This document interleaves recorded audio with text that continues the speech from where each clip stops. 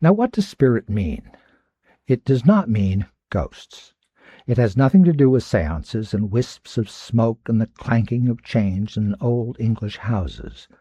And things aren't spiritual just because you can't see or hear them. I mean, after all, there were radio waves before we ever knew they existed, and they're certainly not of the spirit. There's something more than our physical being. Something that once created goes on forever. It can't be material because matter doesn't last forever. It must be non-matter, and non-matter is spirit, unbounded by time and space, only transiently wedded to the flesh, a place of thought and will, an identity. It's my spirit that is truly me, and your spirit that is truly you, far more singular and unique than your Social Security number, your fingerprints, or your DNA. Our spiritual selves are the true bearers of our individuality. And the spiritual is what we have most in common with the angels. I sometimes think I see a flash of immortality in the eyes of a 3-month-old infant. It's as if at birth the child possesses the knowledge and wisdom of angels. Maybe that's why we often refer to them as little angels, and that in the course of a lifetime, as brain structures develop, skills are mastered, experiences experienced, the child's awareness of the way things really are becomes steadily more and more obscured, as in Wordsworth's ode, "Our birth is but a sleep and a forgetting." When my daughter Winnie was 3, she sat on the edge of my bed and looked over at my dresser, where a photo of my late mother sat. She pointed at it. "That's your mother," she said. "Yes," I replied. "My grandmother." Again I said yes. "I knew her," Winnie said, taking me by surprise. "You couldn't have known her, Winnie. She died before you were born." She looked thoughtful and then said, "Oh, but I did. She sent me to you." I asked Winnie when she was 13 years old if she remembered that incident, and she nodded. "Now that you're grown up," I asked, "what do you think about what you said?" And without hesitation she replied, "I said it, I meant it." And she wouldn't discuss the matter more. What might this mean? It could be a child's imagination. Years later, when she confirmed it, she might have been trying to be kind, not wanting to disturb my memory of a pleasant anecdote. Then again, it could have been true. Perhaps there is a place where souls wait to come to earth, join with flesh, become human beings, live out their lives, and return again to life beyond death. So far, nobody can prove or disapprove this possibility. Here on earth, our spirits are inextricably bound together with our bodies, and with our psychological selves, our psyches. You can't see the psyche or hold it in your hand either. But what is it?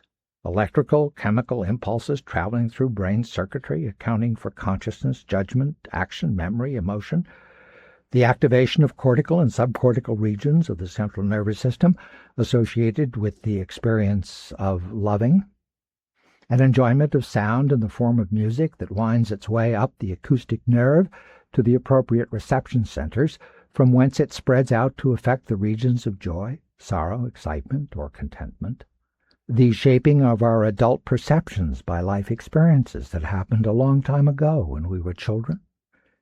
It's all this and much more. The psyche is the place where body and spirit meet, and while we are confined to earth, through which the spirit makes itself known and acts. Spirituality gives meaning to our lives. Whether I'm working with patients or talking with friends, the question that inevitably enters my mind is, what does this experience mean to them? I often ask myself the same question, too. What does this experience mean to me? What does graduating from college mean to me? What does getting married, having children, watching and guiding them as they grow up, celebrating a 30th birthday or a 60th one mean to me? What are these events and similar milestones meant to you? Life is filled with successes and failures. It's the rare person who doesn't know moments of triumph and hours of defeat. Life has its ups and downs, and the context within which we interpret what is happening plays a critical role in our ability to understand and deal with it. I recall once asking a 68-year-old patient what the most important turning point in his life had been. I knew him pretty well already. I thought he was going to say it was the day his son was born, after he and his wife had tried so hard and for so long to conceive.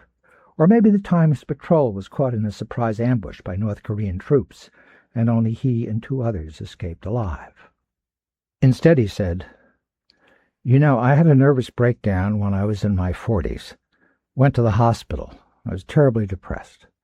My wife and I were having serious problems. My business was in a lot of trouble. I just fell apart. One day I thought I was fine. 3 weeks later, I found myself in the admissions unit of the Psychiatric Institute being examined by a resident who told me I reminded him of a case of battle fatigue.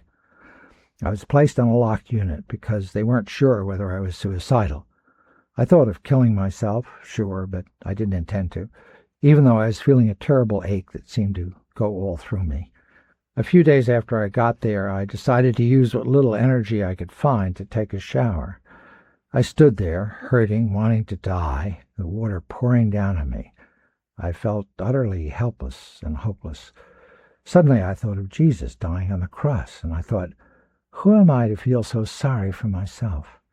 I took a couple of deep breaths, then I looked up at the shower head and let the water spill over my face, and I said to myself, I offer this up, my pain, the embarrassment of being in this place, to my God, in my own small way to share in the suffering of the universe. And you know, I could feel the anguish falling away from me as if it were being carried off down the drain with the water. I've never been the same since. I mean, sure, I'm the same person, but that experience put me in more immediate contact with my own spirit than I've ever been, before or since.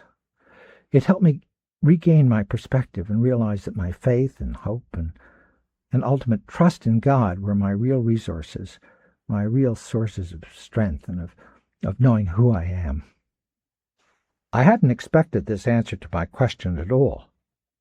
But knowing that my patient had been a fairly religious person most of his life, I shouldn't really have been surprised. Then again, just being religious and participating in religious ritual does not at all guarantee that a person is truly in touch with his or her spiritual nature, as my patient surely was. My real sources of strength and of knowing who I am, he said. It's being aware of your spiritual nature that does that for you. Here is the power that allows you to assume your place in the universe. It gives meaning to life. It offers hope, as, like Tennyson's Ulysses, we journey through that untraveled world whose margin fades forever and forever when I move. It provides a roadmap for our journey through life. It motivates us to strive to do the right thing. It enriches the quality of our lives as little else can.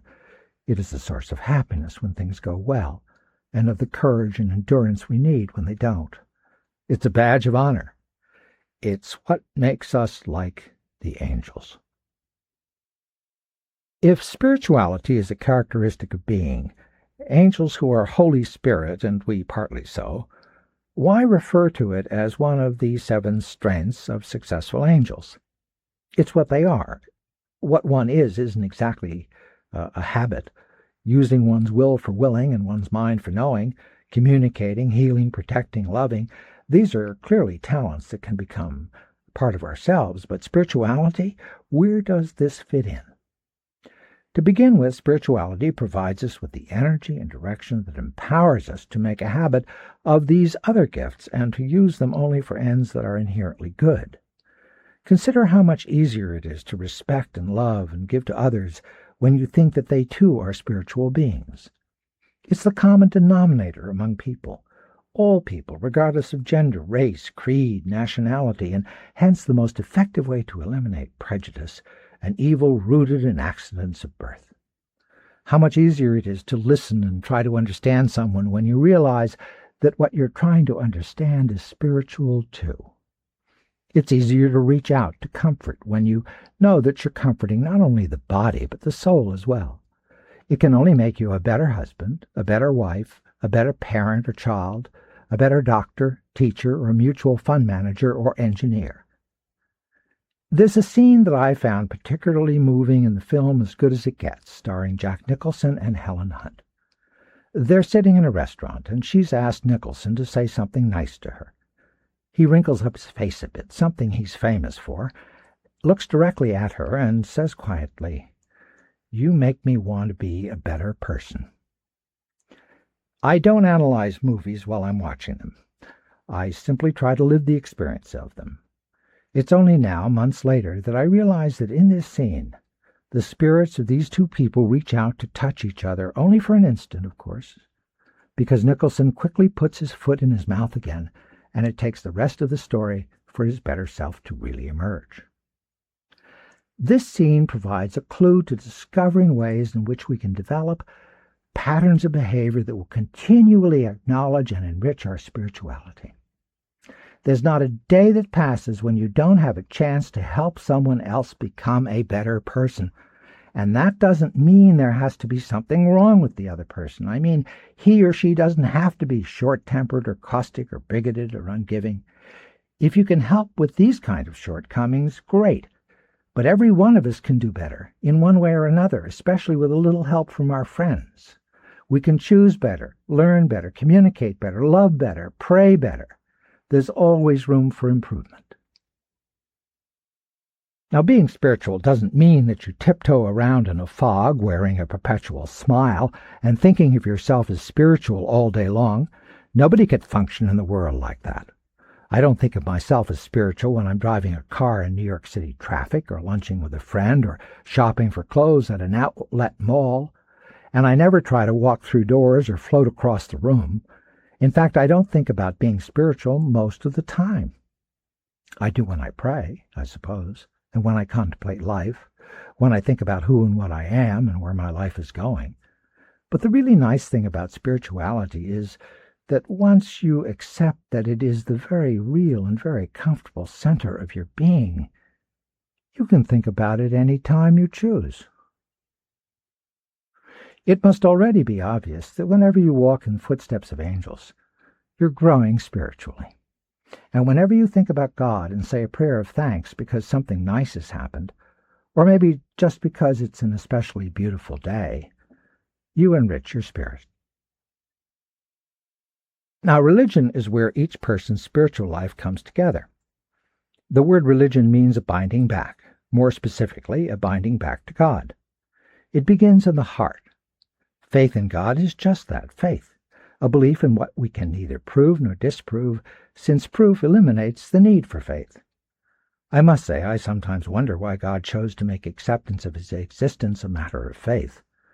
Now that we have all these wonderful means to communicate electronically, why doesn't God just preempt primetime programs on television and make his presence unmistakably clear? Obviously, that's not what he has in mind. So we're stuck with the need for faith. And although there's much to be said for joining together with other people to express our faith, as in going to weekly services, the faith that counts is the faith that resides within our own spirits.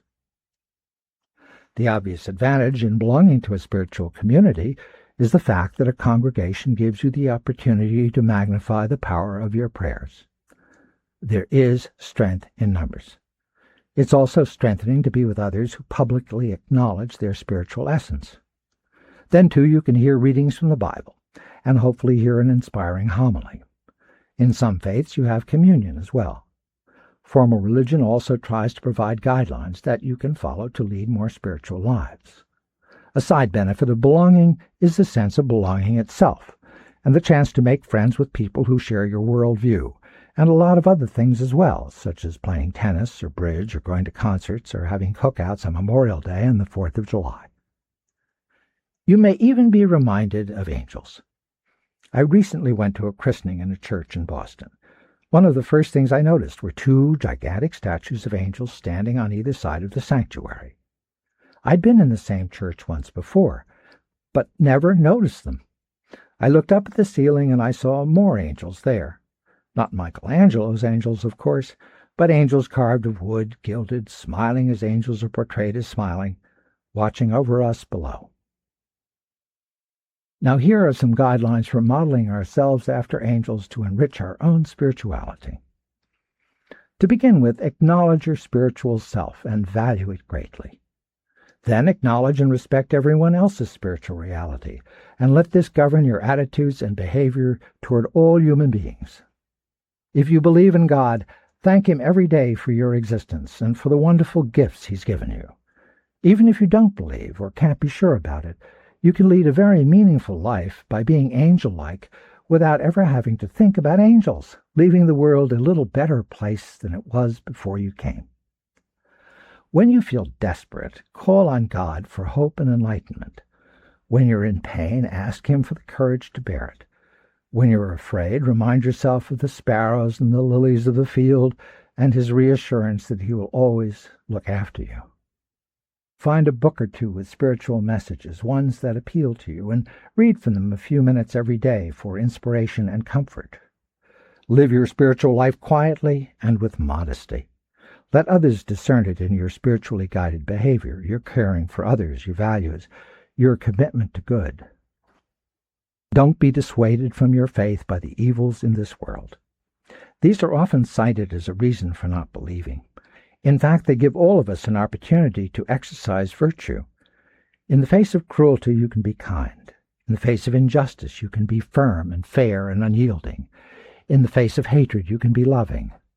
There's so much wrong in this world that I simply can't believe it's all our fault. I have to think that something else is afoot, such as the power of fallen angels.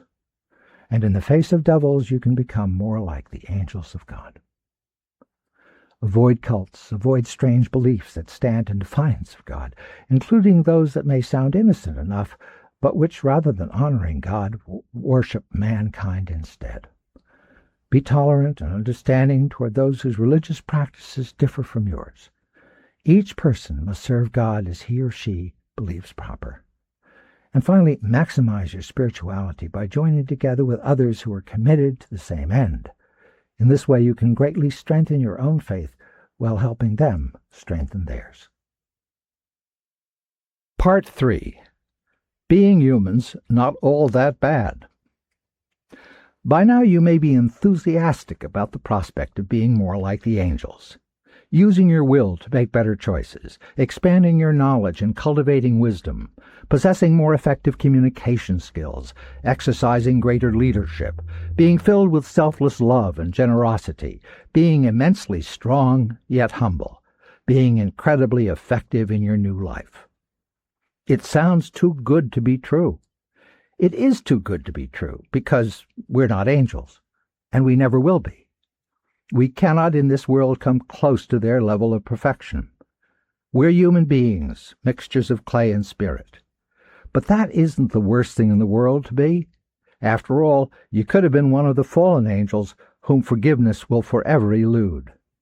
Now there's a lot to be said for being human, which is what we were intended to be. We've been given wonderful gifts and opportunities for experiences that even angels can't share. Feelings, for example. I don't wish to imply that angels do not have emotions, but they can't experience emotions the way we do. You need a body to experience physical love, for example. Angel love is inherently selfless. Angels are the ultimate altruists, but their love appears to be a function of their will. They will the good of others. And this is quite different from the feelings of love that we humans know. No passion there, no infatuation, no romance, no sexuality. These kinds of love have been gifted to us, along with the joy that accompanies such loving.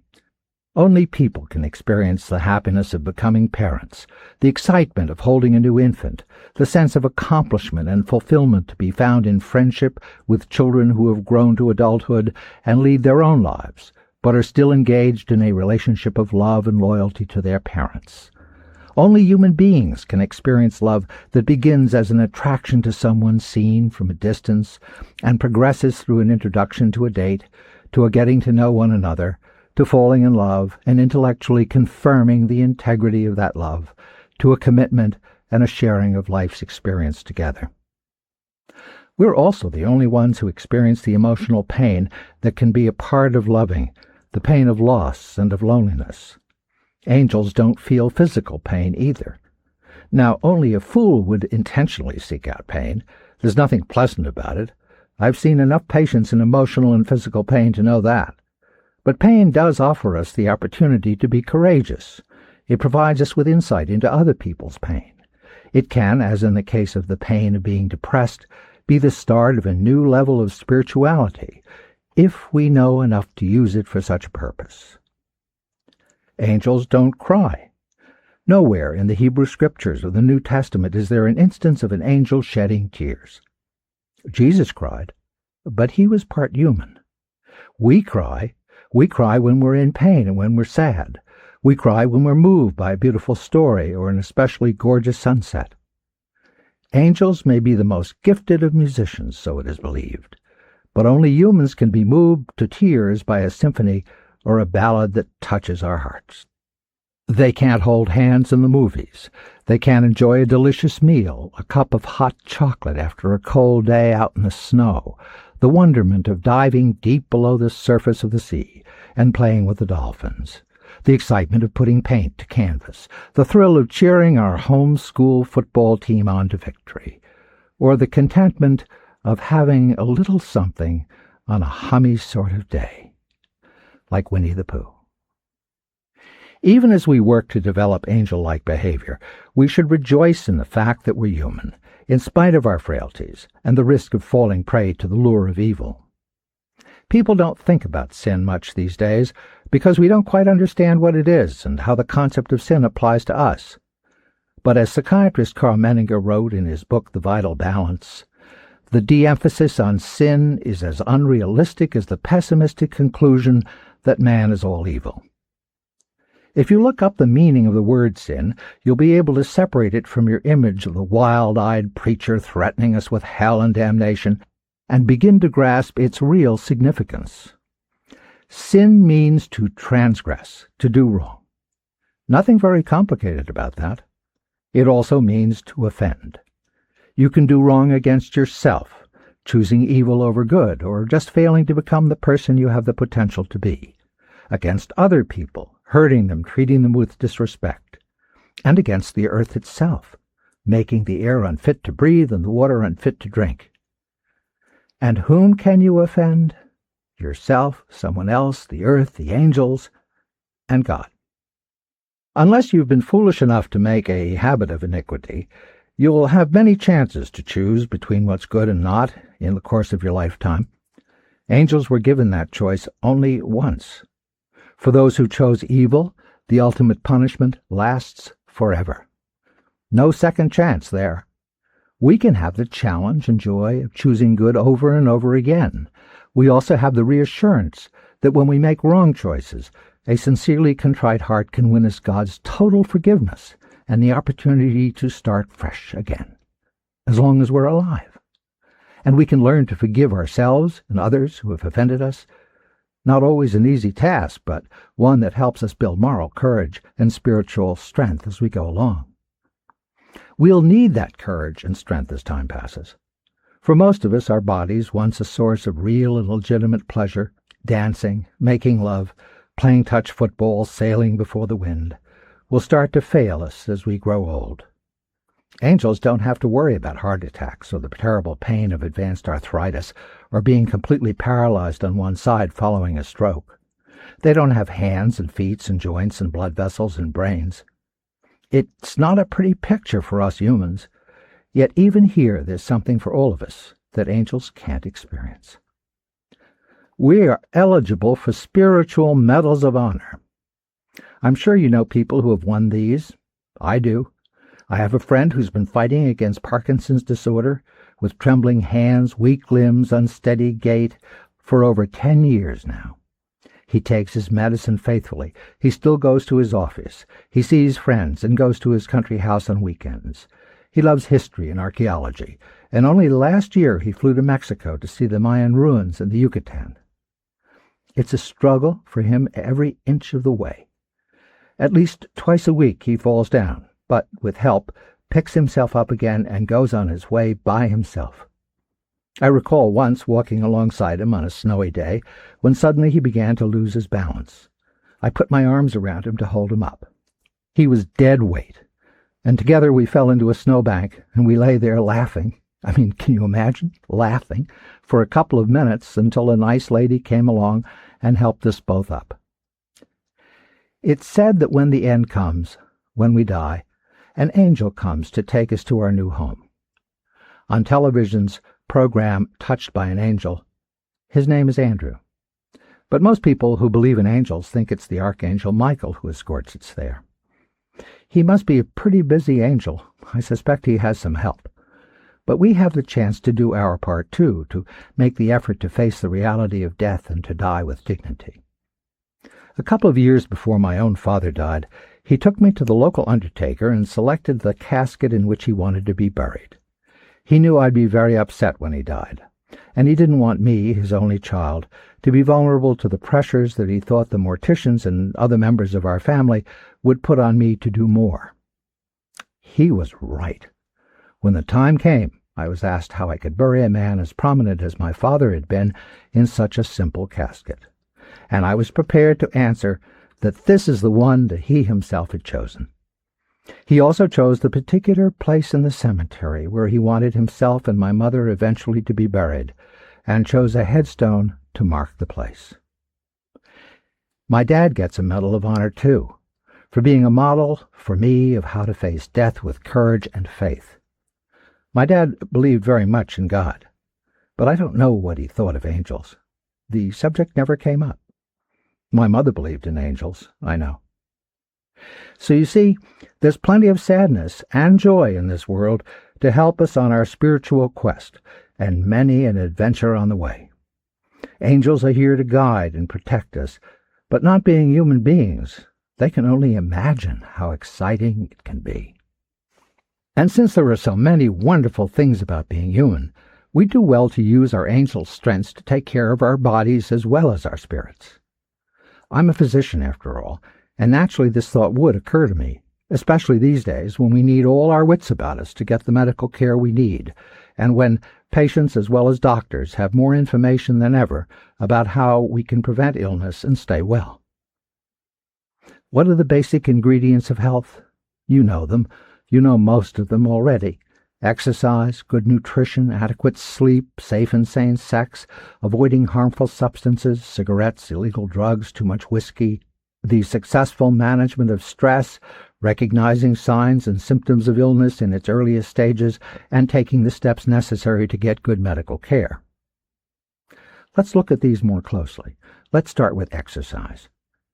Angels are very powerful, but since they're spiritual beings, they don't have to exercise. We humans, with our muscles and circulatory systems, do. You can see the resurgence of interest in staying fit physically everywhere. Gyms are packed with men and women on treadmills and lifting weights. The streets are crowded with joggers, running, panting, sweating in the early morning hours. Exercise is not only good for your heart and circulatory system, it builds muscular strength, too. In fact, it helps your mind and spirit come alive. And you're never too old to start. I know a man whose only exercise during most of his life was walking a mile or two a day and swimming in the ocean. In his 60s, he signed up for a program of aerobics and weights, and now he leg presses 170 pounds and pulls down 80, and he feels better than he has in years. That man happens to be me. Poor nutrition and obesity are two of the most serious health problems in America today. High blood pressure, elevated cholesterol levels, and overall sluggishness set the stage for heart attacks, stroke, and even cancer. What we all need is a fundamental commitment to achieving our optimal weight and to revising our eating habits to maintain ourselves at that level. I, like everyone else, can experience a craving for a cheeseburger swathed in ketchup from time to time. But I never cease to be amazed to watch the customers in fast food restaurants putting away huge portions of burgers and fries doused in ketchup with milkshakes on the side. I can only hope that they don't go there any more often than I do, and that they eat healthier foods at home, like broccoli, carrots, green beans, for which every one of us can develop a taste. Even people who do eat right can benefit from taking vitamin supplements, since modern food processing frequently removes essential nutritional elements from even potentially wholesome foods. Angels are lucky in that they don't have to worry about weight or nutritional problems. But their will and discipline can be an inspiration to us in our own efforts to be healthy. Incidentally, what do you think your guardian angel thinks, watching you reach for that second helping of cherry pie? A good night's sleep. We humans are meant to spend about a third of our lives asleep. It's a restorative experience. Few things are more delicious than a sound sleep lasting 8 or 9 hours, preferably starting before midnight, especially when the air is cool and a light breeze blows in through an open window. Yet the people who have sleep difficulties number in the tens of millions, and many have unfortunately become dependent on sleeping medications to help them get through the night. While it's true that some people have specific sleep disorders, such as what's called sleep apnea, that can be properly diagnosed only in a sleep clinic, most people who have trouble sleeping are the victims of poor habits.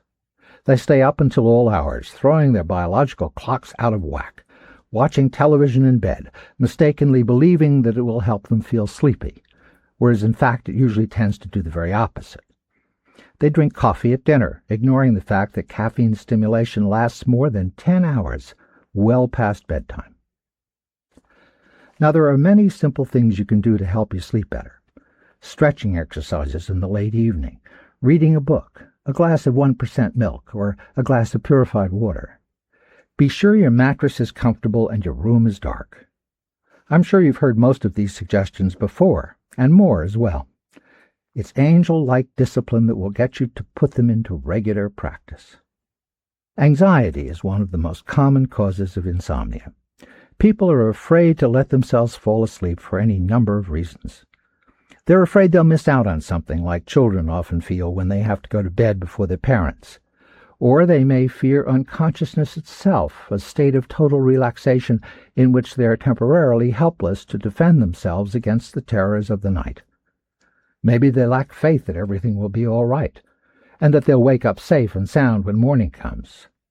Maybe they have a need to control everything, and they can't allow themselves to be out of control, even in the privacy of their own bedrooms.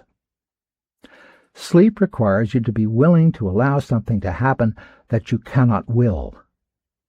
There may be a few people who can say to themselves, "Now I will sleep," but I have yet to meet one.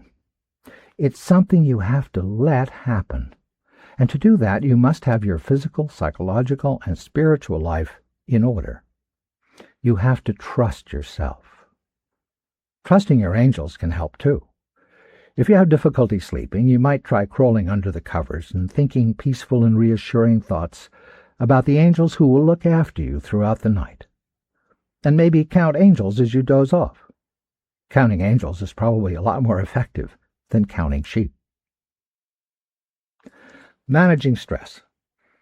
Although a good deal of lip service is given to the notion that stress, or more accurately, how well or poorly we manage it, has a profound influence on our psychological and physical health, you'd be surprised how many people, doctors included, don't really take it very seriously.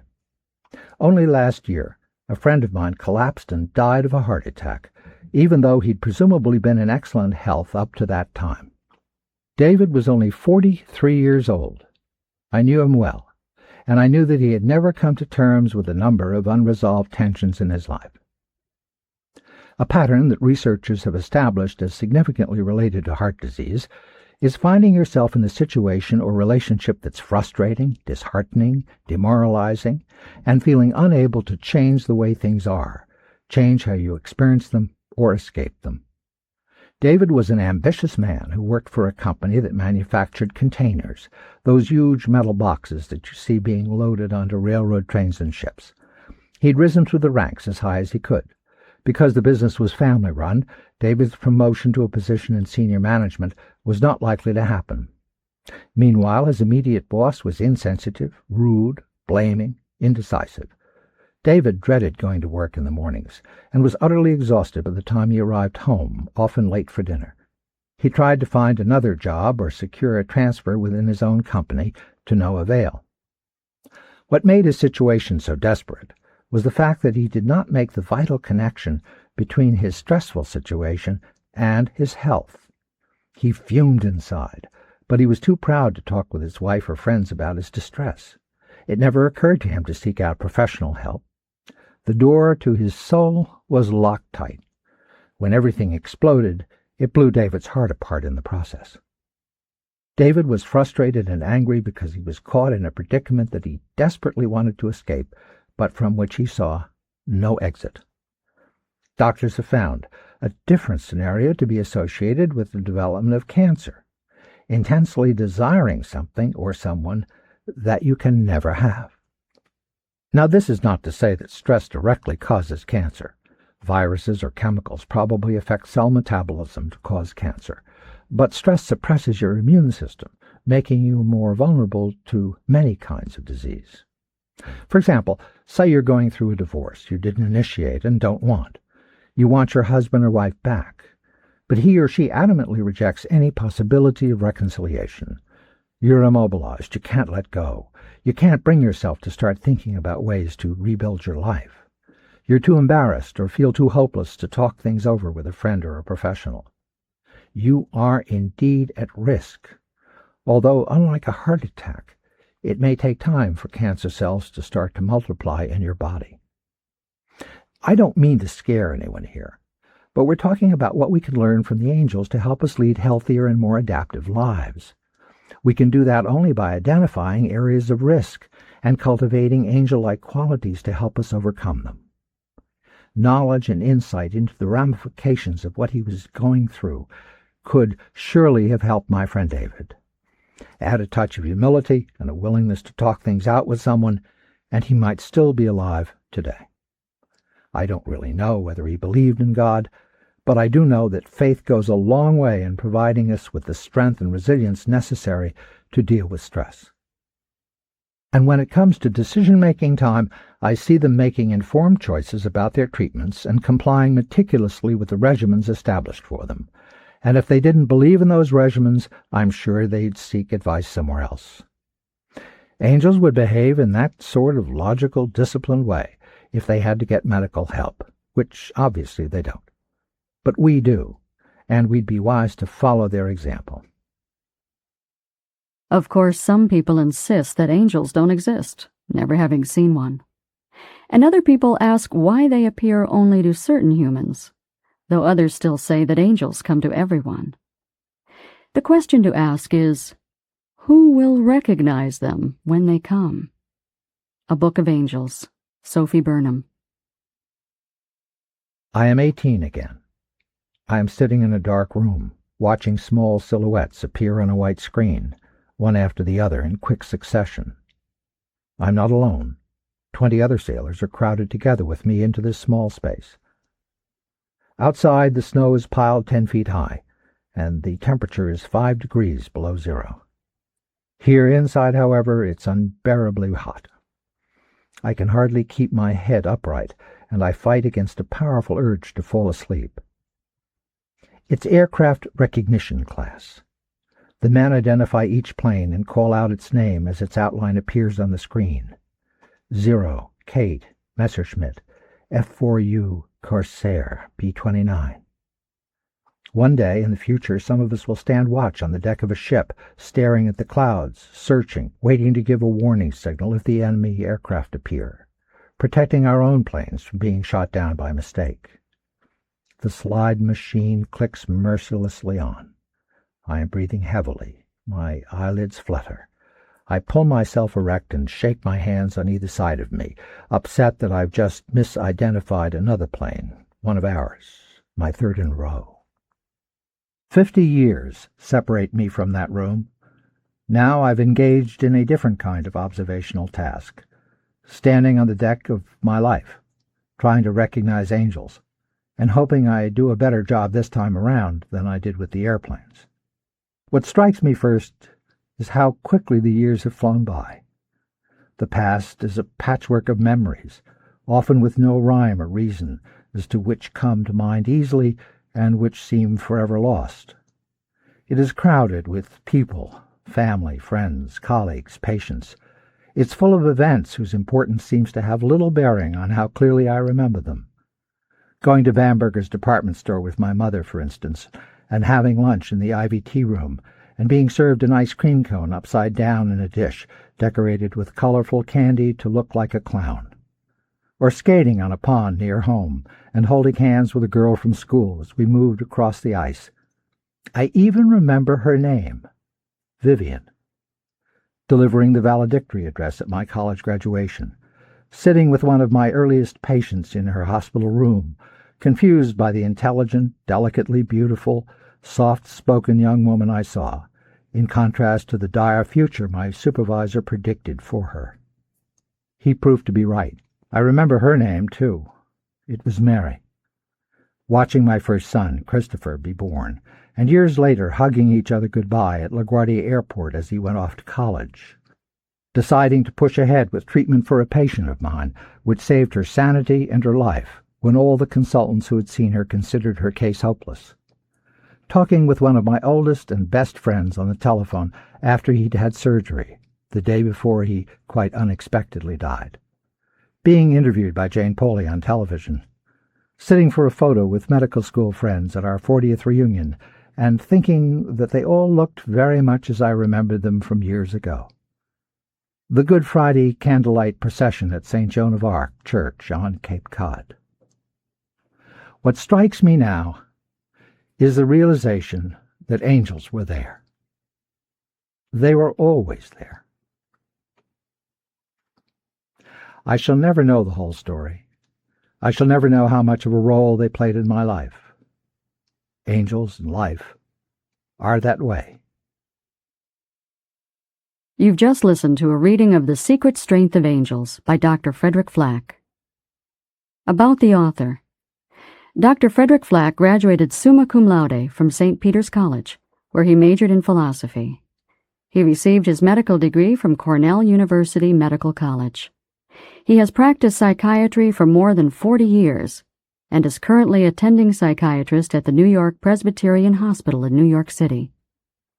An internationally acclaimed author and lecturer, Dr. Flach has always been vitally interested in the relationship between faith, health, and the quality of life. In 1999, he was knighted, becoming a member of the Equestrian Order of the Holy Sepulchre of Jerusalem. Dr. Flach is married and has 5 children and 6 grandchildren.